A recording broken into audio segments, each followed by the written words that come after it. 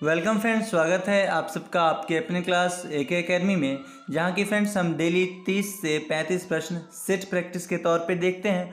और फ्रेंड्स ये class basically army के लिए ऑर्गेनाइज की गई है। आर्मी के जो भी कैंडिडेट हैं, चाहे वो ट्रेडमैन हो, टेक्निकल हो, GD हो या फिर क्लर्क हो, अब अगर आप इन चारों पांचों पोस्ट में से किसी भी पोस्ट की तैयारी करते हैं तो आपके लिए ये क्लास बेस्ट ऑप्शन है। आप इस क्लास में रेगुलर रह के अपनी सफलता सुनिश्चित कर सकते हैं। तो फ्रेंड्स, मैं एक बात और कहना चाहूँगा कि ये क्लास ये GK GS की क्लास है और ये ज़रूरी नहीं है कि आप केवल आर्मी के लिए ही ये क्लास ज्वाइन कर सकते हैं। आप SSC GD के लिए भी ज्वाइन कर सकते हैं, आप बिहार पुलिस के लिए, बिहार पुलिस कांस्टेबल के लिए भी ज्वाइन कर सकते हैं, आप होमगार्ड के लिए भी ज्वाइन कर सकते हैं। ओके, और तो फ्रेंड्स, क्लास को स्टार्ट करने से पहले बुझी क्षमा भी जल सकती है, बुझी क्षमा भी जल सकती है, तूफानों से कश्ती भी निकल सकती है। होके मायूस यूं अपने इरादे बदल, होके मायूस ना अपने इरादे बदल, तेरी किस्मत कभी भी बदल सकती है। जी हाँ फ्रेंड्स, अगर आप मायूस होके बैठ जाते हैं तो आप कुछ भी नहीं कर सकते। तो फ्रेंड्स, लगातार परिश्रम से, मेहनत से आप कुछ भी हासिल कर सकते हैं, बशर्ते एक कंडीशन है कि आपको किसी भी चीज़ में रेगुलर रहना पड़ता है। तो फ्रेंड्स, मैं एक बात और कहना चाहूँगा कि ये जो क्लास मैंने ये ऑर्गेनाइज की है, ये क्लास जो मैंने स्थापित की है, AK एकेडमी आर्मी क्लास, तो फ्रेंड्स ये क्लास आप ही लोगों को मद्देनज़र देखते हुए, कभी मेरा भी सपना हुआ करता था इंडियन आर्मी में जॉब करना, जो कि मैं रिटेन टेस्ट में मैं छट गया। क्योंकि मैंने रिटेन की तैयारी नहीं की थी। तो फ्रेंड्स, मैं नहीं चाहता कि आप लोग भी इससे छट जाए, इसकी वजह से आप पीछे हो जाए। आपने फिजिकल कर लिया, उसके बाद रिटेन ही है, तो इस वजह से फ्रेंड्स फिजिकल और रिटेन दोनों को साथ में लेके चलिए। मैं इस वजह से ये सुविधा आप लोग को दे रहा हूँ, ऑनलाइन और ऑफलाइन दोनों फ्री। तो चलिए फ्रेंड्स, क्लास को स्टार्ट करते हैं। तो हमारा पहला जो सवाल है फ्रेंड्स, आपसे पूछा गया है कोणार्क का सूर्य मंदिर। और फ्रेंड्स, एक बात और मैं कहना चाहूँगा कि सभी व्यक्ति क्लास में अटेंडेंस के तौर पे जय हिंद ज़रूर कहेंगे। ओके, और प्रत्येक क्वेश्चन पे आपको 10 सेकंड का समय दिया जाएगा आंसर सही करने के लिए। तो चलिए फ्रेंड्स, हमारा पहला सवाल का आंसर दीजिए। कोणार्क का सूर्य मंदिर किस राज्य में स्थित है? उड़ीसा, उत्तर प्रदेश, जम्मू कश्मीर या फिर तमिलनाडु? जल्द से बताएंगे फ्रेंड्स, आपके पास केवल 10 सेकंड का समय है कंडीशन के अकॉर्डिंग। जल्द से बताएंगे फ्रेंड्स, कोणार्क का सूर्य मंदिर किस राज्य में स्थित है?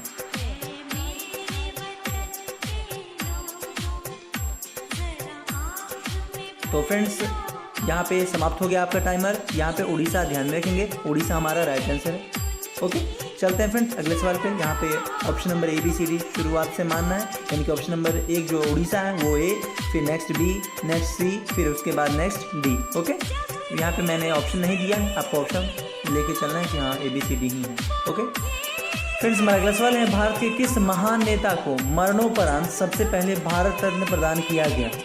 पंडित जवाहरलाल नेहरू, डॉक्टर भीमराव अम्बेडकर, लाल बहादुर शास्त्री या फिर इंदिरा गांधी? जल्द से बताएंगे फ्रेंड्स, आपके पास केवल 10 सेकंड का समय है इस क्वेश्चन का राइट आंसर करने के लिए।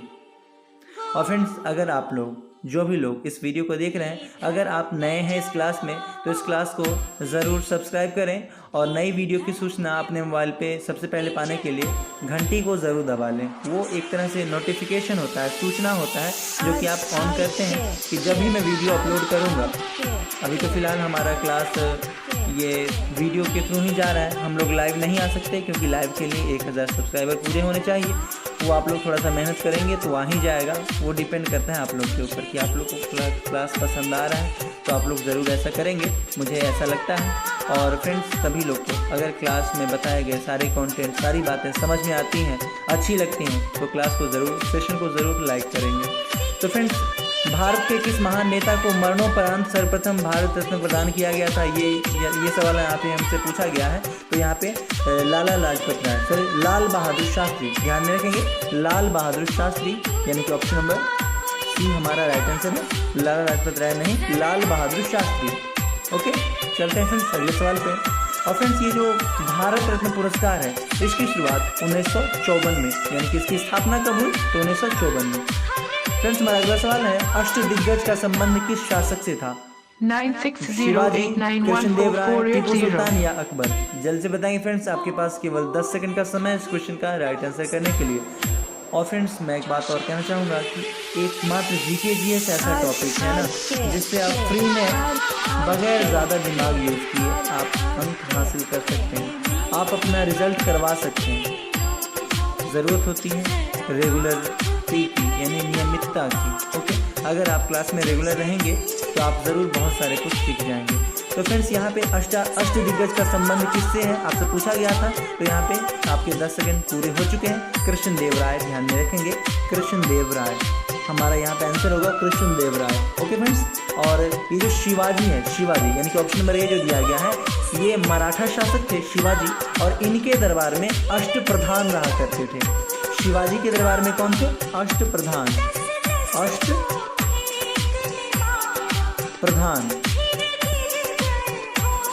ओके फ्रेंड्स, ध्यान रखेंगे कि शिवाजी के दरबार में अष्टप्रधान रहा करते थे, जो कि सलाहकार थे शिवाजी के। और यहाँ पे जो कृष्णदेव राय है, कृष्णदेव राय, ये कृष्णदेव राय कौन थे? ये इसके दरबार में रहा करते थे। कृष्णदेव राय, ये अष्टदिग्गज जो है कृष्णदेव राय के दरबार में रहा करते थे। तो चलते हैं फ्रेंड्स अगले सवाल पे। और फ्रेंड्स हमारा अगला सवाल है, कृष्णा नदी का उद्गम स्थल कहाँ पर स्थित है? नासिक, पुणे, महाबलेश्वर या फिर बेलगांव? जल्द से फ्रेंड्स आंसर करेंगे, आपके पास केवल 10 सेकंड का समय है इस क्वेश्चन का राइट आंसर करने के लिए। और फ्रेंड्स सभी लोग, अगर आपको पसंद आती है क्लास तो ज़रूर लाइक करेंगे। आपके लाइक से मुझे ऐसा लगता है कि हाँ, मैंने जो आपको कंटेंट दिया है, मैंने जो आपको मटेरियल प्रोवाइड करवाया है, वो आपको पसंद आ रहा है, समझ में आ रहा है। तो प्लीज़ इस पर आप लोग थोड़ा सा ध्यान देंगे। और यहाँ पे पूछा गया है कि कृष्णा नदी का उद्गम स्थल कहाँ पर स्थित है? जल्दी से बताएंगे फ्रेंड्स, आपके पास केवल 10 सेकंड का समय है।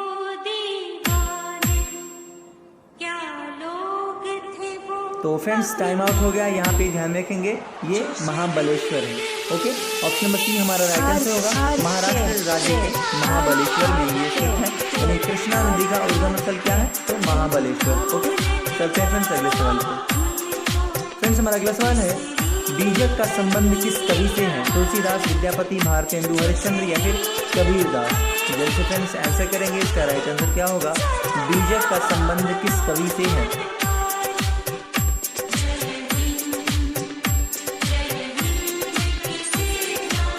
फ्रेंड्स जल्दी से बताएंगे इसका राइट आंसर क्या होगा। और फ्रेंड्स शायद मुझे लगता है कि कुछ लोग कहेंगे कि बीजक क्या है, तो बीजक मैं उनको बतला दूं कि बीजक जो है ये एक रचना है, एक लेखक है, उनकी रचना है ये। और उस लेखक का आपको नाम बताना है कि उस लेखक का नाम क्या है। तुलसीदास, भारतेंदु हरिश्चंद्र, कबीरदास या फिर विद्यापति? जल्दी से बताएंगे फ्रेंड्स, आपके पास केवल 10 सेकंड का समय है इस क्वेश्चन का राइट आंसर करने के लिए।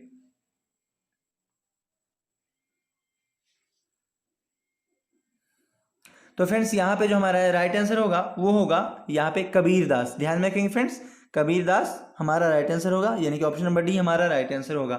चलते हैं फ्रेंड्स अगले सवाल पे। तो फ्रेंड्स हमारा अगला सवाल है, गांधी जी ने चंपारण सत्याग्रह किस वर्ष शुरू किया था?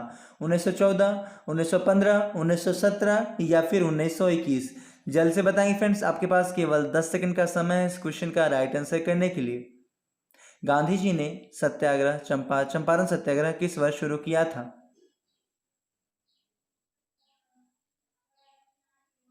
जल्द से बताएंगे फ्रेंड्स।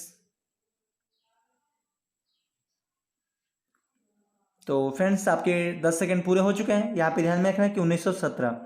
ओके, 1917 यानी कि ऑप्शन नंबर सी हमारा राइट आंसर होगा। गांधी जी ने चंपारण सत्याग्रह बिहार के चंपारण जिले से की थी। ओके, बिहार के चंपारण जिले से। और ये ब्रिटिशों के खिलाफ, अंग्रेजों के खिलाफ जो है ये एक आंदोलन था। चंपारण सत्याग्रह ये एक आंदोलन था, आम नागरिकों का, भारतीय जनता के द्वारा किया गया ये एक आंदोलन था ब्रिटिशों के विरुद्ध। ओके, जो कि 1917 में किया गया। चलते हैं फ्रेंड्स अगले सवाल पे। और हमारा अगला सवाल है, जलियांवाला बाग हत्याकांड की जांच के लिए किस आयोग के गठन अंग्रेज के द्वारा किया गया था? हंटर आयोग, वुड डिस्पैच आयोग, स्ट्रेचिंग आयोग या फिर किप्स मिशन आयोग? जल्द से बताएंगे फ्रेंड्स, आपके पास केवल 10 सेकंड का समय है इस क्वेश्चन का राइट आंसर करने के लिए। जलियांवाला बाग, पहले तो फ्रेंड्स ये जलियांवाला बाग मैं क्लियर कर दूं कि जलियांवाला बाग क्या है? हत्याकांड है। ओके, और निहत्थे लोगों पे गोलियां चला दी गई थी ओ डायर के द्वारा। आर डायर के द्वारा, ओ डायर के आदेश पर आर डायर के द्वारा चलवा दी गई थी। तो फ्रेंड्स इस प्रकार से यहाँ पे जो हमारा आंसर होगा, राइट आंसर होगा हंटर आयोग। ओके फ्रेंड्स, यानी कि ऑप्शन नंबर ए हमारा राइट आंसर होगा हंटर आयोग। फ्रेंड्स आपसे यहीं पे एक सवाल और पूछा जा सकता है कि हंटर आयोग किसकी अध्यक्षता में ये गठित किया गया था? तो W Hunter. Okay, W Hunter. Okay friends, ध्यान में रखेंगे कि ये जो हंटर आयोग का गठन किया गया था, यह इसकी अध्यक्षता किसने की थी? अध्यक्षता किसने की थी पूछेगा तो आप कहेंगे कि W हंटर ने इस हंटर आयोग की अध्यक्षता की थी। ओके, चलते हैं फ्रेंड्स अगले सवाल पे। और फ्रेंड्स हमारा अगला सवाल है, महाराणा रंजीत सिंह का उत्तराधिकारी कौन था? जय सिंह, बादल खां, दौलत सिंह या फिर खड़ग सिंह? जल्दी से बताएं फ्रेंड्स, आपके पास केवल 10 सेकंड का समय इस क्वेश्चन का राइट आंसर करने के लिए। महाराणा रंजीत सिंह का उत्तराधिकारी कौन था? फ्रेंड्स उत्तराधिकारी का मतलब होता है, जो लोग नहीं समझते हैं उत्तराधिकारी उसको समझिए कि उत्तराधिकारी का मतलब होता है कि उनके बाद, यानी कि महाराणा रंजीत सिंह के बाद ये आगे शासनकाल किन का होगा, शासन प्रशासन किन का होगा, तो वही आपको नाम बताना है कि कौन थे। फ्रेंड्स केवल 10 सेकेंड ही है आपके पास इसका राइट आंसर करने के लिए। तो चलिए फ्रेंड्स मैं आपको बता देता हूँ कि इसका राइट आंसर होगा खड़ग सिंह। ओके फ्रेंड्स, ध्यान में रखेंगे खड़ग सिंह, यानी कि ऑप्शन नंबर डी हमारा राइट आंसर होगा। महाराणा रंजीत सिंह का उत्तराधिकारी कौन था? तो खड़ग सिंह। चलते हैं फ्रेंड्स अगले सवाल पे, और हमारा अगला सवाल है, सौरमंडल का सबसे बड़ा ग्रह कौन है? बृहस्पति, शनि, अरुण या मंगल? जल्द से बताएंगे फ्रेंड्स, आपके पास केवल 10 सेकंड का समय है। सौरमंडल का सबसे बड़ा ग्रह कौन है? और फ्रेंड्स ये क्वेश्चन पहले 3 से 4 बार हो चुका है। इस क्लास में जो लोग रेगुलर होंगे उनको पता होगा कि इसका आंसर क्या होगा। सौरमंडल का सबसे बड़ा ग्रह कौन है? तो फ्रेंड्स आपके 10 सेकेंड पूरे हो चुके हैं, और यहाँ पे बृहस्पति, ध्यान में रखेंगे बृहस्पति, यानी कि ऑप्शन नंबर ए हमारा राइट आंसर होगा। सौरमंडल का सबसे बड़ा ग्रह कौन है? तो बृहस्पति। फ्रेंड्स आपसे पूछा जाता है कभी कभी कि बृहस्पति के उपग्रहों की संख्या कितनी है? बृहस्पति जो ग्रह है उसके उपग्रह की संख्या कितनी है? तो आप कहेंगे 79। ओके, बृहस्पति के पास उपग्रहों की संख्या कितनी है? तो 79। ध्यान में रखेंगे इस बात को। और फ्रेंड्स कभी कभी आपसे शनि का भी पूछ दे सकता है। शनि, तो शनि का आप कहेंगे 82। पहले कितना था? 62, अब हो गया है 82, यानी कि 82। ये जो 82 उपग्रह है ना, ये किसके हैं? शनि के। ओके, ध्यान में रखेंगे इस बात को। और फ्रेंड्स एकमात्र ये मंगल ऐसा ग्रह है जिसके 2 उपग्रह हैं, फोबोस और डिमोस, जिसका नाम है मंगल के 2 उपग्रह हैं, फोबोस और डिमोस। आपसे फ्रेंड्स सीधे सीधे सवाल पूछ सकता है कि मंगल के निम्नलिखित में से कौन उपग्रह नहीं है? आपको सब नाम दिया रहेगा, उसमें फोबोस और डिमोस दोनों में से कोई एक ऑप्शन हो सकता है। तो आप ध्यान में रखेंगे कि फोबोस और डिमोस किसके उपग्रह हैं? तो मंगल के। ओके फ्रेंड्स, चलते हैं फ्रेंड्स अगले सवाल पे। और हमारा अगला सवाल है, प्राकृतिक चयन का सिद्धांत का प्रतिपादन किसने किया था? अरस्तु, चार्ल्स डार्विन, लेमार्क या फिर मेंडल? जल्द से बताएंगे फ्रेंड्स, आपके पास केवल 10 सेकंड का समय है। प्राकृतिक चयन का सिद्धांत किसने प्रतिपादित किया था या दिया था? ओके, जल्द से बताएंगे।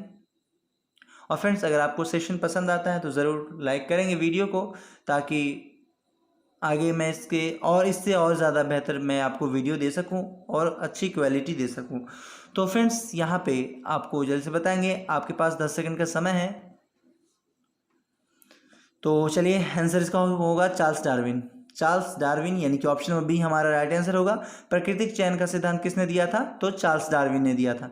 चलते हैं फ्रेंड्स अगले सवाल पे, और हमारा अगला सवाल है, आईने अकबरी के लेखक कौन है?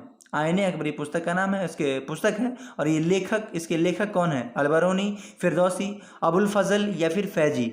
जल्द से बताएंगे फ्रेंड्स। और ये सवाल बहुत ही इंपॉर्टेंट है, ये सवाल बहुत बार पूछा जा चुका है सभी एग्जाम्स में, जैसे कि ये बिहार पुलिस में भी पूछा जा चुका है।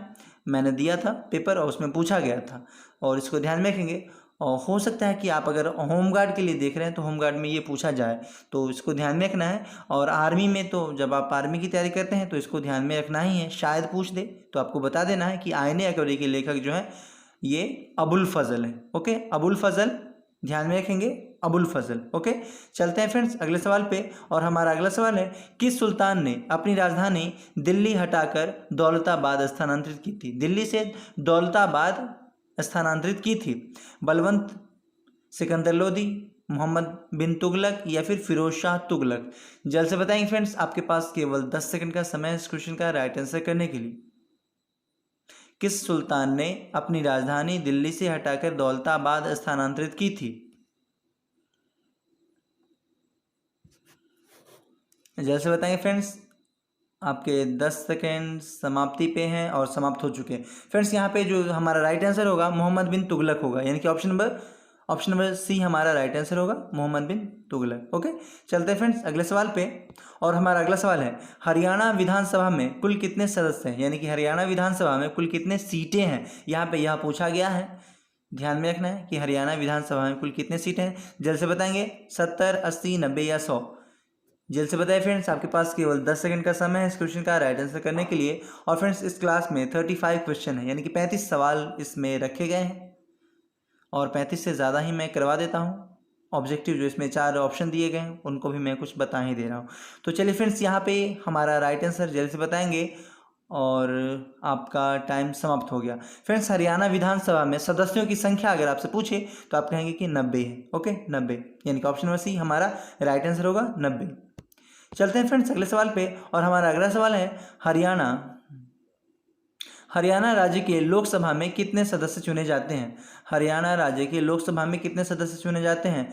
5, 10, 15 या 20? जल्द से बताएंगे फ्रेंड्स, आपके पास केवल 10 सेकंड का समय है इस क्वेश्चन का राइट आंसर करने के लिए। हरियाणा राज्य के लोकसभा में कितने सदस्य चुने जाते हैं? तो चलिए फ्रेंड्स, मैं यहाँ पे आंसर बता देता हूँ। आपके 10 सेकंड पूरे हो चुके हैं। 10 सदस्य, 10 सेकंड, 10 सदस्य, ध्यान में रखेंगे। हरियाणा राज्य के लोकसभा में कितने सदस्य चुने जाते हैं? तो 10 सदस्य। चलते हैं फ्रेंड्स अगले सवाल पे। और हमारा अगला सवाल है, नेशनल डेयरी इंस्टीट्यूट कहाँ पर स्थित है? कुरुक्षेत्र, पानीपत, अंबाला या फिर करनाल? जल्द से बताएं फ्रेंड्स, आपके पास केवल 10 सेकंड का समय है इस क्वेश्चन का राइट आंसर करने के लिए। नेशनल डेयरी रिसर्च इंस्टीट्यूट कहाँ पर स्थित है? जल्द से बताएंगे फ्रेंड्स का राइट आंसर क्या होगा। और फ्रेंड्स अगर आप इस क्लास में नए हैं तो ज़रूर इस क्लास को सब्सक्राइब कर लें और नई वीडियो की सूचना अपने मोबाइल पे सबसे पहले पाने के लिए घंटी को ज़रूर दबा लें, ताकि आपको नई वीडियो की सूचना सबसे पहले मिल सके। तो फ्रेंड्स यहाँ पे आपके 10 सेकंड पूरे हो चुके हैं और ध्यान में रखना है कि यहाँ पे हमारा आंसर जो होगा करनाल होगा। ध्यान में रखें फ्रेंड्स, करनाल। और फ्रेंड्स ये जो करनाल है, ये करनाल हरियाणा में पड़ता है, हरियाणा। ओके फ्रेंड्स, हरियाणा में पड़ता है करनाल। और चलते हैं फ्रेंड्स अगले सवाल पे। लेकिन फ्रेंड्स यहाँ पे अगले सवाल पे जाने से पहले इसकी तिथि भी ध्यान में रखेंगे। 1 मिनट, इसकी तिथि भी आपको ध्यान में रखनी है कि ये जो है, 1 मिनट, ये जो नेशनल डेयरी रिसर्च इंस्टीट्यूट जो है, इसकी स्थापना कब हुई? आपसे पूछा जा सकता है कि नेशनल डेयरी रिसर्च इंस्टीट्यूट की स्थापना कब हुई, तो आप कहेंगे 1923, यानी कि 1923 में इसकी स्थापना हुई थी। और ये जो है करनाल हरियाणा में स्थित है, यानी कि हरियाणा के करनाल में स्थित है। चलते हैं फ्रेंड्स अगले सवाल पे। और हमारा अगला सवाल है, बांग्लादेश एशियाटिक सोसाइटी के संस्थापक किसे माना जाता है? Lord Ripon, Lord Macaulay, Lord Wilson या फिर विलियम जोन्स? जल्दी से बताएं फ्रेंड्स, आपके पास केवल 10 सेकंड का समय है इस क्वेश्चन का राइट आंसर करने के लिए। बंगाल एशियाटिक सोसाइटी के संस्थापक कौन है?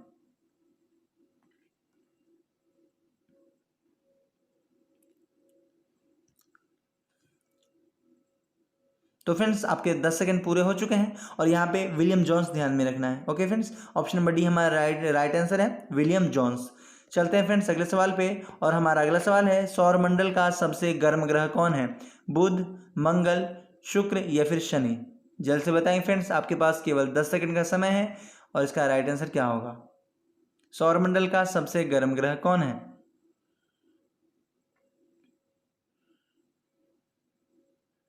जल्द से बताइए फ्रेंड्स, का राइट आंसर क्या होगा?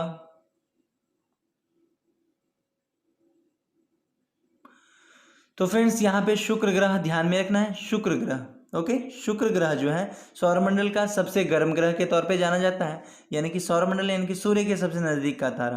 फ्रेंड्स ये जो यहाँ पे शुक्र ग्रह है, कहीं कहीं आप देखते होंगे कि बुध ग्रह भी दिया हुआ रहता है। तो फ्रेंड्स ये जो बुध ग्रह दिया हुआ है वो अगर आप सबसे छोटे लेवल का एग्जाम देते हैं वहाँ पे आप बुध ग्रह मार सकते हैं, लेकिन फ्रेंड्स यहाँ जो हमारा राइट आंसर होगा, सही सही जो राइट होना चाहिए वो हमारा शुक्र ग्रह ही होगा, बुध नहीं होगा। ओके, जबकि बुध जो है सूर्य के सबसे नज़दीक का तारा है, फिर भी यहाँ पे बुध नहीं होगा क्योंकि वहाँ पे सबसे नज़दीक होने के कारण वहाँ का जो वायुमंडल है वो नष्ट हो जाता है सूर्य के सबसे नज़दीक होने की वजह से।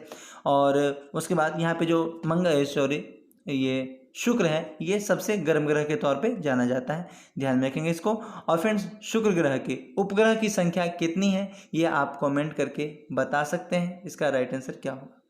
चलते हैं फ्रेंड्स अगले सवाल पे, और हमारा अगला सवाल है भारत सरकार का प्रथम विधि अधिकारी कौन होता है? नियंत्रक एवं महालेखा परीक्षक, वित्त आयोग, महान्यायवादी या फिर लोकसभा अध्यक्ष? जल्दी से बताएं फ्रेंड्स, आपके पास केवल 10 सेकंड का समय है इस क्वेश्चन का राइट आंसर करने के लिए।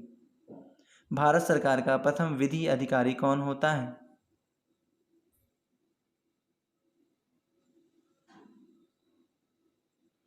तो फ्रेंड्स आपके 10 सेकंड समाप्ति पे हैं और ये समाप्त हो गए।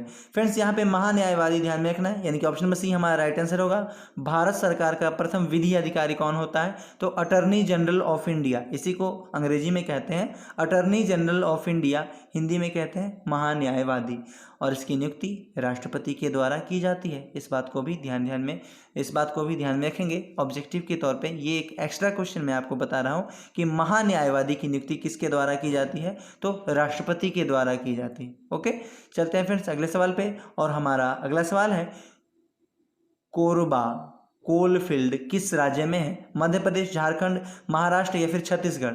जल्द से बताएं फ्रेंड्स इसका राइट आंसर। कोरबा कोलफील्ड किस राज्य में है? आपके पास केवल 10 सेकंड का समय है इस क्वेश्चन का राइट आंसर करने के लिए।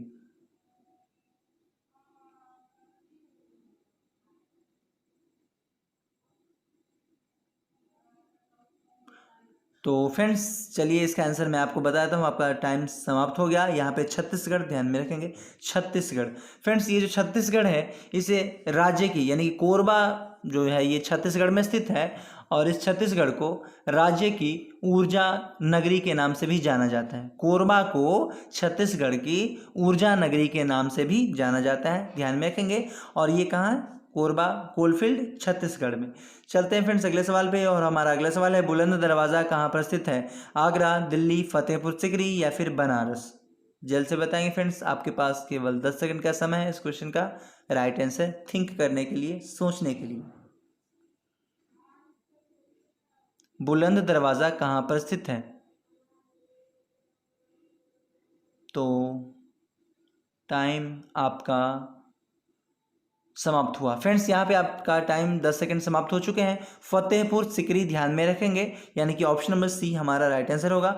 बुलंद दरवाज़ा कहाँ पे स्थित है? तो फतेहपुर सिकरी में स्थित है। ओके फ्रेंड्स, ये जो है फतेहपुर सिकरी, कुछ लोग कहें कि फतेहपुर सिकरी कहाँ पड़ता है, तो मैं उनको बतला दूं फतेहपुर सिकरी उत्तर प्रदेश के आगरा शहर में स्थित एक जगह का नाम है जो कि फतेहपुर सिकरी कहलाता है। ओके, यहीं पे बुलंद दरवाज़ा स्थित है, यूपी के यानी कि उत्तर प्रदेश के आगरा शहर में ये फतेहपुर सिकरी स्थित है।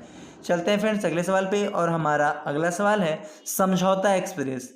समझौता एक्सप्रेस किन दो देशों के मध्य चलती है? भारत एवं चीन, भारत एवं बांग्लादेश, भारत एवं बर्मा या फिर भारत एवं पाकिस्तान?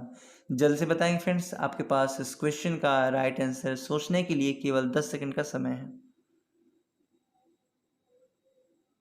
समझौता एक्सप्रेस आपको बताना है फ्रेंड्स, समझौता एक्सप्रेस किन दो देशों के मध्य चलती है?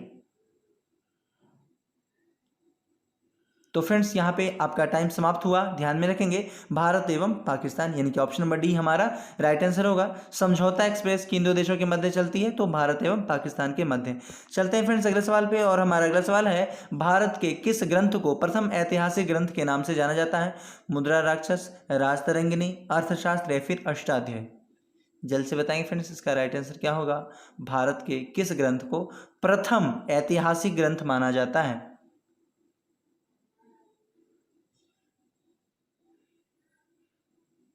तो फ्रेंड्स आपके 10 सेकंड समाप्त हुए। यहाँ पे ध्यान में कहेंगे भारत के किस ग्रंथ को प्रथम ऐतिहासिक ग्रंथ के रूप में जाना जाता है, तो आप कहेंगे राजतरंगिणी को। ओके, राजतरंगिणी यानी कि ऑप्शन नंबर बी हमारा राइट आंसर है। भारत के किस ग्रंथ को ऐतिहासिक ग्रंथ कहा जाता है, तो राजतरंगिणी को ऐतिहासिक ग्रंथ के रूप में माना जाता है। और फ्रेंड्स कभी कभी आपसे पूछा जा सकता है, ये एक एक्स्ट्रा क्वेश्चन है, राजतरंगिणी के लेखक कौन है, तो आप कहेंगे कल्हण। ओके, कल्हण, कल्हण। ओके, राजतरंगिणी के लेखक कौन है, तो कल्हण है। ध्यान में रखेंगे फ्रेंड्स। चलते हैं अगले सवाल पे। और हमारा अगला सवाल है, सविनय अवज्ञा आंदोलन के समय भारत का गवर्नर जनरल कौन था। फ्रेंड्स ये जो क्वेश्चन है आप लोग को, सभी लोग को कमेंट करके इसका आंसर बताना है। ये 23 नंबर क्वेश्चन है और ये क्वेश्चन आप लोगों के लिए। ओके, तो इसका आंसर क्या होगा फ्रेंड्स, सभी लोग बताएंगे कि इसका आंसर क्या होगा। फ्रेंड्स चलते हैं अगले सवाल पे। और हमारा अगला सवाल है, कांडला बंदरगाह भारत के किस राज्य में स्थित है। यहाँ पे ऑप्शन 4 दिए गए हैं, महाराष्ट्र, आंध्र प्रदेश, तमिलनाडु या फिर गुजरात। जल्द से बताएंगे फ्रेंड्स, आपके पास केवल 10 सेकंड का समय है इस क्वेश्चन का राइट आंसर करने के लिए। कांडला बंदरगाह भारत के किस राज्य में स्थित है। और फ्रेंड्स अभी तक में अगर आपने क्लास को लाइक नहीं किया है तो फ्रेंड्स प्लीज़ क्लास को लाइक कीजिए। अगर आपको समझ में आता है तो और भी लोगों को भेजिए। अगर आपको पसंद आता है तो अन्य लोगों के बीच भी शेयर कीजिए। इसको जितना ज़्यादा शेयर कीजिए, अपने व्हाट्सएप पे शेयर कीजिए, यूट्यूब पे शेयर कीजिए, फेसबुक पे शेयर कीजिए। फ्रेंड्स मैं चाहता हूं कि जल्दी से जल्दी हम लोग लाइव आ जाएं। और ये जो क्लास जो हमारा एक आध दिन गैप हो रहा है, ये कभी गैप नहीं होगा जब हमारा क्लास लाइव होगा। ओके, क्योंकि फ्रेंड्स मुझे फिर 1 घंटा ही केवल देना होगा क्लास में। और इस तरह से क्या होता है कि मुझे ये पहले PDF तैयार करना होता है, उसके बाद फिर ये वीडियो रिकॉर्ड होता है। ओके, तो ध्यान रखेंगे इस बात को कि जल्दी से जल्दी सब्सक्राइबर आप लोग थोड़ा सा बढ़ाएंगे, यानी कि जल्दी से जल्दी अपने सभी साथियों को जोड़ने की कोशिश करेंगे। ओके, यहाँ पे कांडला बंदरगाह भारत के किस राज्य में स्थित है पूछा गया था आपसे, तो आप कहेंगे कांडला बंदरगाह जो है, कांडला बंदरगाह कहाँ पे स्थित है। फ्रेंड्स जल्दी से बताएंगे, आपका 10 सेकेंड समाप्त होने को है। तो चलिए फ्रेंड्स, यहाँ पे आंसर कांडला बंदरगाह तमिलनाडु में स्थित है। ओके, कांडला बंदरगाह तमिलनाडु में स्थित है, ध्यान में रखेंगे। और चलते हैं अगले सवाल पे। और हमारा अगला सवाल आपके सामने है, वायुमंडल की सबसे निचली परत को किस नाम से जाना जाता है। तो फ्रेंड्स ये क्वेश्चन तो बहुत ही ईजी है, सोच नहीं सकते आप, इतना ईजी है। जल्द से बताएंगे फ्रेंड्स, आपके पास फिर भी इस क्वेश्चन के लिए 10 सेकंड का समय है। जो भी लोग नए हैं कोई बात नहीं, इस क्लास को ज़रूर सब्सक्राइब कर लेंगे और नई वीडियो की सूचना सबसे पहले पाने के लिए घंटी की आइकन को ज़रूर दबा लेंगे, ताकि मैं वीडियो जब डालूंगा तो आपके पास सबसे पहले सूचना पहुंच जाएगी। तो फ्रेंड्स आपके 10 सेकेंड समाप्त हुए। यहाँ पे पूछा गया है, वायुमंडल की सबसे निचली परत को किस नाम से जाना जाता है, तो क्षोभ मंडल के नाम से जाना जाता है, क्षोभ मंडल, यानी कि ऑप्शन नंबर डी हमारा राइट आंसर होगा। फ्रेंड्स ये जो क्षोभ मंडल है ना, इसी में सारी मौसमी घटनाएं होती हैं, जैसे कि बारिश होना, बादल बनना, आंधी तूफान आना, ये सारी घटनाएं किस में होती हैं, क्षोभ मंडल में। फ्रेंड्स आपसे सीधे सीधे सवाल पूछा जा सकता है कि वर्षा होती है निम्नलिखित में से किस मंडल में, समताप मंडल, क्षोभ मंडल, आयन मंडल या वह्र मंडल। तो आप क्या कहेंगे, क्षोभ मंडल। ओके, वर्षा किस मंडल में होती है, क्षोभ मंडल में। फ्रेंड्स अभी जो मैंने आपको कहा समताप मंडल, यानी कि ऑप्शन नंबर बी में जो ये सी में जो दिया गया समताप मंडल, इसमें वायुमंडल उड़ता है, वायुयान उड़ता है, वायुयान यानी कि एरोप्लेन। अगर इंग्लिश में बोले तो फ्रेंड्स एरोप्लेन बोलेंगे। एरोप्लेन किस मंडल में उड़ता है, तो आप कहेंगे ये समताप मंडल में उड़ता है। फ्रेंड्स यहाँ पे समताप मंडल इसका नाम इस वजह से पड़ा है क्योंकि वहाँ पे मौसमी घटनाएं घटित नहीं होती हैं और तापमान एक समान रहता है, कभी घटता बढ़ता नहीं है। ओके, चलते हैं फ्रेंड्स अगले सवाल पे। और हमारा अगला सवाल है, डेंड्रोलॉजी में किसका अध्ययन किया जाता है, फेफड़ा, किडनी, हृदय या त्वचा। जल्द से बताएंगे फ्रेंड्स, इसका राइट आंसर क्या होगा, डेंड्रोलॉजी में किसका अध्ययन किया जाता है।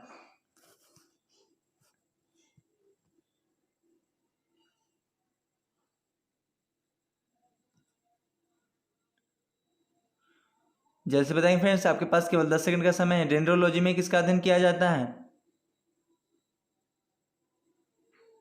तो फ्रेंड्स आपके 10 सेकंड समाप्त हुए और यहाँ पे जो हमारा आंसर होगा वो होगा त्वचा का। ओके, डेंड्रोलॉजी में त्वचा का अध्ययन किया जाता है, यानी स्किन का अध्ययन किया जाता है, ध्यान में रखेंगे फ्रेंड्स, स्किन का, सॉरी यहाँ पे स्किन का अध्ययन नहीं किया जाता है। फ्रेंड्स ये सवाल आपके लिए है, मैं भूल गया था, यहाँ पे ये सवाल मैंने गलत बताया है। ओके, आपको ध्यान में रखना है, डर्मेटोलॉजी में किसका अध्ययन किया जाता है? फ्रेंड्स ये सवाल आपके लिए है, मैंने जो आंसर बताया है वो गलत है। ओके, चलते हैं फ्रेंड्स अगले सवाल पे। और हमारा अगला सवाल है, हिंदू वृद्धि दर का संबंध किससे है?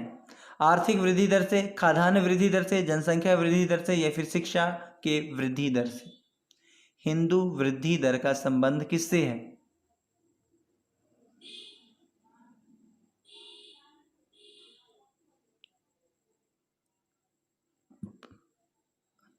तो फ्रेंड्स यहाँ पे हमारा राइट आंसर होगा आर्थिक वृद्धि दर से। ओके, आर्थिक वृद्धि दर यानी कि ऑप्शन नंबर ए हमारा राइट आंसर है। हिंदू वृद्धि दर जो है आर्थिक दर से संबंधित है, आर्थिक वृद्धि दर से। फ्रेंड्स ये जो है हिंदू वृद्धि दर, ये भारत की आर्थिक वृद्धि दर की 1950 से 1980 के दरमियान जो इसमें वृद्धि हुई है, इसमें क्या कहें, आर्थिक वृद्धि दर में, आर्थिक जो स्थिति है उसमें जो वृद्धि हुई है उसी को हिंदू वृद्धि दर के नाम से जाना जाता है। और चलते हैं फ्रेंड्स अगले सवाल पे। और हमारा अगला सवाल है, किसकी कमी से ग्वाइटर नामक रोग होता है? प्रोटीन, विटामिन, हीमोग्लोबिन या आयोडीन? जल्द से बताएं फ्रेंड्स, आपके पास केवल 10 सेकंड का समय है। किसकी कमी से ग्वाइटर नामक रोग होता है?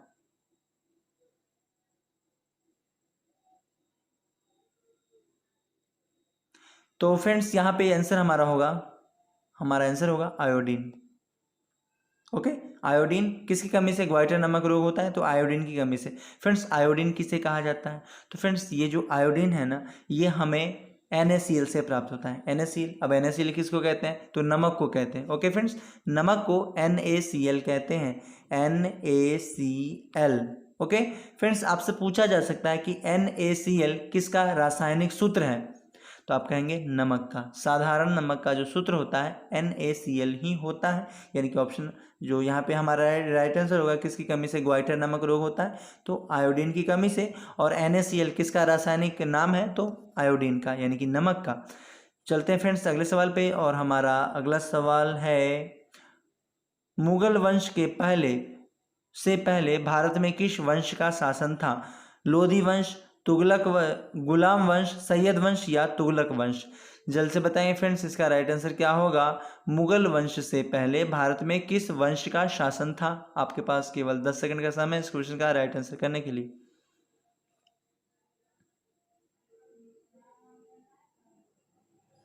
और तो फ्रेंड्स कभी कभी आपसे क्या होता है कि ये जो मुगल वंश है, आपसे सीधे सीधे पूछ दे सकता है कि मुगल वंश का प्रथम शासक कौन है? तो वहाँ पे उस जगह पे फ्रेंड्स आप बाबर ध्यान में रखेंगे कि मुगल वंश का प्रथम शासक कौन है? तो बाबर।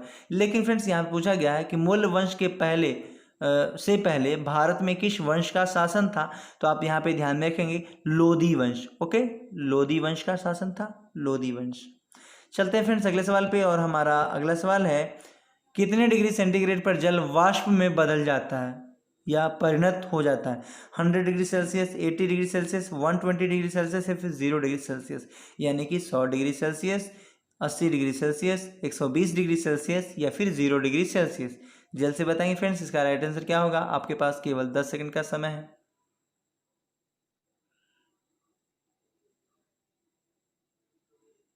तो चलिए फ्रेंड्स, यहाँ पे आंसर मैं आपको बता देता हूँ। आपके 10 सेकंड पूरे हो चुके हैं और यहाँ पे हमारा आंसर होगा 100 डिग्री सेल्सियस। यानी कि 100 डिग्री सेल्सियस पे क्या होता है? पानी वाष्प में बदलना शुरू हो जाता है। ओके, तो चलते हैं फ्रेंड्स अगले सवाल पे। और हमारा अगला सवाल है, भारत के किस शहर को पूर्व का मैनचेस्टर कहा जाता है? कानपुर, इलाहाबाद, लखनऊ या अहमदाबाद? जल्द से बताएंगे फ्रेंड्स, ये क्वेश्चन पहले भी हो चुका है। तो आपके पास केवल 8 सेकंड बचे हैं।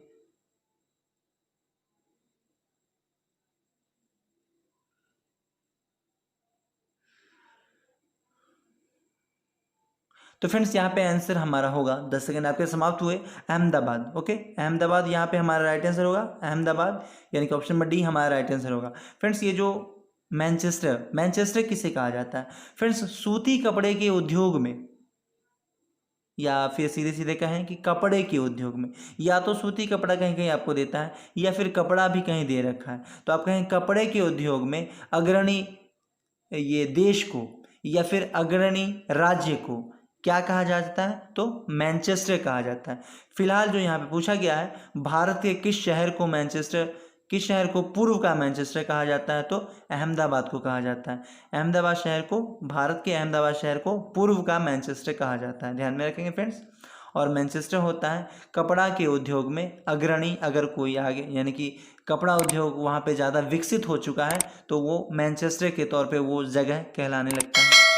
चलते हैं फ्रेंड्स अगले सवाल पे, और हमारा अगला सवाल है वायुमंडल में सर्वाधिक मात्रा में कौन सी गैस मौजूद है? तो फ्रेंड्स ये भी सवाल बहुत ही ज़्यादा इजी है बच्चों वाला, जल्द से फ्रेंड्स आंसर करेंगे। ऑप्शन नंबर ए है nitrogen, option number B oxygen, option number C helium, या फिर ऑप्शन नंबर डी कार्बन। जल्द से बताएंगे फ्रेंड्स, आपके पास केवल 10 सेकंड का समय है इस क्वेश्चन का राइट आंसर करने के लिए।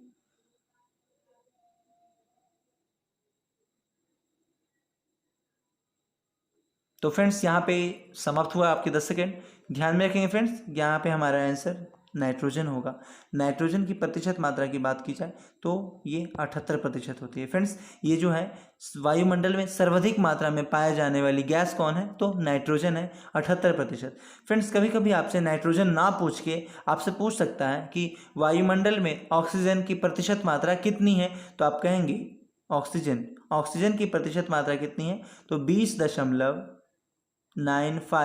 या फ्रेंड्स कभी कभी आपको 95 ना देख के सीधे सीधे 90 दे रखा है। तो फ्रेंड्स ये दशमलव के बाद अगर कोई संख्याएं 2-4 पॉइंट अगर बढ़ती घटती हैं तो वो कोई मैटर नहीं है। दशमलव से पहले वाली संख्या एग्जैक्ट आपको ध्यान में रखनी है कि यहाँ पे जो ऑक्सीजन गैस होगा वो होगा 20.95 या फिर 90, यहाँ कोई मैटर नहीं है। दशमलव के बाद 2-4-5 अंक इधर उधर होता है तो यहाँ पे ध्यान में रखेंगे 20.95 या फिर 20.90। ओके, ये ऑक्सीजन की प्रतिशत मात्रा है, जबकि नाइट्रोजन 78%। तो फ्रेंड्स यहाँ पे इस सवाल का हमारा राइट आंसर होता ऑप्शन नंबर ए नाइट्रोजन। चलते हैं फ्रेंड्स अगले सवाल पे, और हमारा अगला सवाल है भैरवी राग किस समय में गाई जाती है? प्रातःकाल, अर्धरात्रि, प्रथम प्रहरी, या फिर दिन में?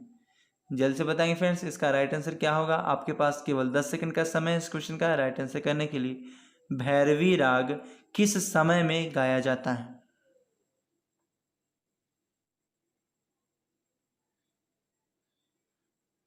तो फ्रेंड्स आपके 10 सेकंड पूरे हो चुके हैं और यहाँ पे हमारा आंसर प्रातः काल होगा। ऑप्शन नंबर ए हमारा राइट आंसर होगा। भैरवी राग किस समय गाई जाती है? तो प्रातः काल के समय, यानी कि मॉर्निंग में, जब सुबह होती ही है, सुबह होने वाली ही होती है उस समय, यानी कि सूर्य उदय होने तक में। ओके, चलते हैं फ्रेंड्स अगले सवाल पे, और हमारा अगला सवाल है राज्यसभा कार्यकाल कितने वर्षों का होता है? फ्रेंड्स ये सवाल भी पहले हो चुका है और ये बहुत पहले हुआ है, तो रिवीजन कर लेंगे। राज्यसभा कार्यकाल कितने वर्षों का होता है? 6 वर्ष, 5 वर्ष, 2 वर्ष, या फिर 8 वर्ष? जल्द से बताएं फ्रेंड्स, आपके पास केवल 10 सेकंड का समय है इस क्वेश्चन का राइट आंसर करने के लिए।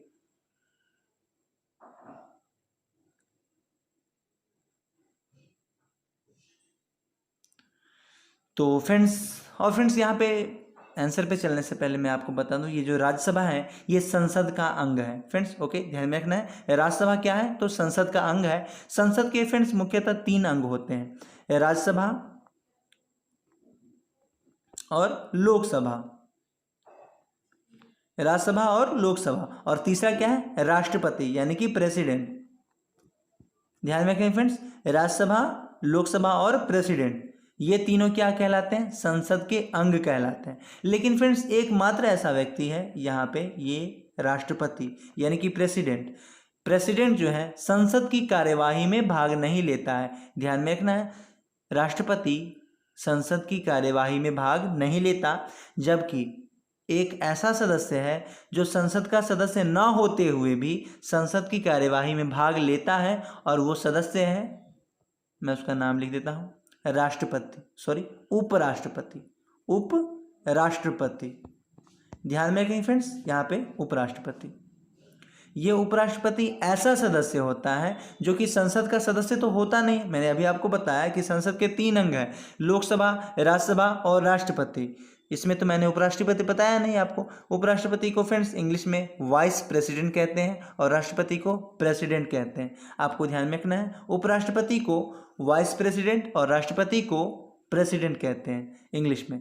और फ्रेंड्स यहाँ पे ध्यान में रखेंगे राज्यसभा का। फ्रेंड्स आइए अब क्वेश्चन पे, हमारे क्वेश्चन के आंसर पे आते हैं। राज्यसभा कार्यकाल कितने वर्षों का होता है? तो यहाँ पे 6 वर्ष ध्यान में रखेंगे। राज्यसभा कार्यकाल 6 वर्ष ये राज्यसभा का है। और फ्रेंड्स ये 5 वर्ष जो है ये लोकसभा का है। ध्यान में रखेंगे राज्यसभा कार्यकाल 6 वर्ष और लोकसभा कार्यकाल 5 वर्ष। एक बात और फ्रेंड्स, यहाँ पे बोलचाल की भाषा में केवल इसका उपयोग किया जाता है कि राज्यसभा को उच्च सदन कहा जाता है और लोकसभा को निम्न सदन कहा जाता है। ध्यान में रखेंगे राज्यसभा को उच्च सदन और लोकसभा को निम्न सदन। फ्रेंड्स ये केवल कहा जाता है, लोग बोलचाल की भाषा में उपयोग में करते हैं, यानी उपयोग में लाते हैं। ऐसा कोई प्रावधान हमारे कॉन्स्टिट्यूशन में नहीं है, भारतीय संविधान में लिखा गया नहीं है कि उच्च सदन और निम्न सदन। ये लोकसभा और राज्यसभा के लिए ऐसा कोई शब्द हमारे संविधान में लिखा गया नहीं है। लेकिन फ्रेंड्स बोलचाल में हम लोकसभा और राज्यसभा को उच्च सदन और निम्न सदन उपयोग में लाते हैं, केवल बोलचाल की भाषा में, व्यावहारिक रूप से। ओके, चलते हैं फ्रेंड्स अगले सवाल पे। और हमारा अगला सवाल है, टोडा जनजाति भारत के किस राज्य में निवास करती है? तमिलनाडु, राजस्थान, असम या फिर झारखंड? जल्द से बताएंगे फ्रेंड्स, आपके पास केवल 10 सेकंड का समय है इस क्वेश्चन का राइट आंसर करने के लिए। और ये हमारे क्लास का अंतिम सवाल है।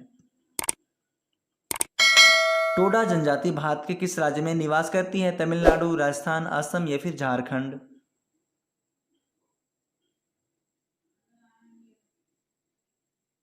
तो फ्रेंड्स आपके 10 सेकंड पूरे हो चुके हैं। यहाँ पे ध्यान में रखेंगे तमिलनाडु। ओके, तमिलनाडु यानी कि ऑप्शन नंबर ए हमारा राइट आंसर होगा। टोडा जो जनजाति है वो तमिलनाडु में निवास करने वाली जनजाति है, ध्यान में रखेंगे इस बात को। और फ्रेंड्स ये जो झारखंड यहाँ पे दे रखा है, झारखंड जो है ये हमारे भारत का ही अंग हुआ करता है। सॉरी, भारत का नहीं, भारत का अंग तो है ही, झारखंड भारत का ही अंग है। लेकिन फ्रेंड्स ये झारखंड की बात करें तो हमारा जो बिहार राज्य है, बिहार, इसी का ये एक क्या था, एक सदस्य था, यानी कि भाग था। बिहार का ही भाग था झारखंड, जो कि 15 नवंबर 2000 ईस्वी को क्या हुआ, झारखंड एक अलग राज्य बन के उभरा, 28वां राज्य। जब ये 15 नवंबर 2000 ईस्वी को झारखंड जब गठित किया गया तो 28वां राज्य के रूप में झारखंड का गठन किया गया था। फ्रेंड्स आपसे सीधे सीधे यहाँ से सवाल पूछा जा सकता है कि जब झारखंड का गठन हुआ था उस समय, ये पहले तो ये कि झारखंड का गठन कब हुआ, तो 15 नवंबर 2000 ईस्वी, ये आपको डेट ध्यान में रखनी है। झारखंड का गठन 15 नवंबर 2000 ईस्वी को हुआ था। फ्रेंड्स ये पहले झारखंड जो है हमारे बिहार का ही अंग था, जो कि अब अलग एक राज्य झारखंड कहलाता है। और 15 नवंबर 2000 ईस्वी, ध्यान में रखेंगे। चलते हैं फ्रेंड्स अगले सवाल पे। और फ्रेंड्स यहाँ पे अगले सवाल पे जाने से पहले मैं आपको बता दूं कि ये जो राजस्थान है, राजस्थान, इसके बारे में फ्रेंड्स ये काफ़ी इंपॉर्टेंट क्वेश्चन है। समुद्र तट से लगा सर्वाधिक भाग किसका, कौन से राज्य का है? यानी आपसे पूछा जा सकता है कि भारत का ऐसा कौन सा राज्य है जिसका सर्वाधिक भाग समुद्र तट से लगा हुआ है। फ्रेंड्स ये क्वेश्चन आपको बताना है। फ्रेंड्स यहाँ पे राजस्थान नहीं है, आपसे मैं सवाल पूछ रहा हूँ, ये सवाल यहाँ पे इस क्वेश्चन का, फ्रेंड्स इस क्वेश्चन का जो राइट आंसर होगा आप ध्यान में रखेंगे, तमिलनाडु हमारा यहाँ पे राइट आंसर है। मैं आपसे यहाँ पे सवाल पूछ रहा हूँ कि भारत का ऐसा कौन सा राज्य है, सॉरी यहाँ पे भारत का ऐसा कौन सा राज्य है जिसकी अधिकतम सीमा किससे, समुद्र तट से लगती है। ओके, ये भी सवाल आपके लिए है, आपको कमेंट करके बताना है। तो फ्रेंड्स मिलते हैं इसी तरह के इंटरेस्टिंग क्वेश्चन के साथ। और अगर आपको ये क्लास पसंद आई है तो प्लीज़ लाइक ज़रूर करेंगे और ज़्यादा से ज़्यादा लोगों को जोड़ने की कोशिश करेंगे। मिलते हैं फिर नेक्स्ट वीडियो में, तब तक के लिए जय हिंद।